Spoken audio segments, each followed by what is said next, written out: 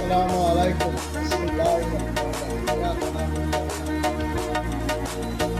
আল্লাহ সর্বশক্তিমান, আল্লাহ প্রেরিত রাসূল হযরত মুহাম্মদ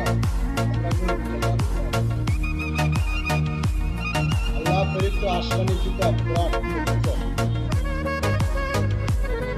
আসুন আমরা সবাই আমাদের সন্তানদেরকে কোরআন শিক্ষা দেই, নামাজ শিক্ষা দেই, যাতে মানুষের মতন মানুষ হতে পারে।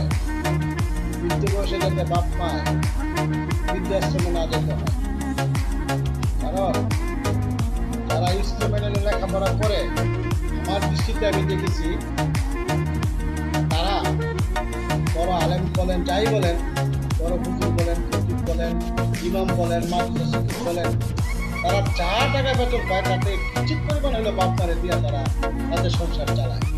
সুতরাং ইসলাম সুন্দর ধর্ম, ইসলাম মানবতার ধর্ম, ইসলাম মানুষের কল্যাণের জন্য কাজ করে।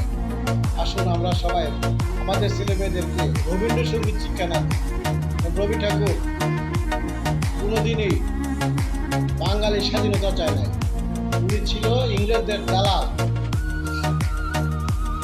যার জন্য উনি নোবেল প্রাইজ পেয়েছে। আর আমাদের কবি, জাতীয় কবি কাজী নজরুল ইসলাম, উনি দেশের স্বাধীনতার জন্য কাজ করেছেন, ইসলামের জন্য কাজ করেছেন।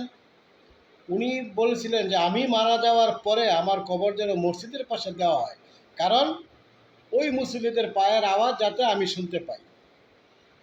আসুন আমরা আমাদের প্রিয় কবি কাজী নজরুলের জন্য দোয়া করি এবং সবাই ইসলামের পথে কাজ করি, নামাজ পড়ি, কোরআন শিক্ষা দেই ছেলেমেয়েদেরকে, বাপ মাকে সেবা যত্ন করি, সবাই মিলিতভাবে একান্নভূতভাবে সংসারে সুন্দর জীবনযাপন করি।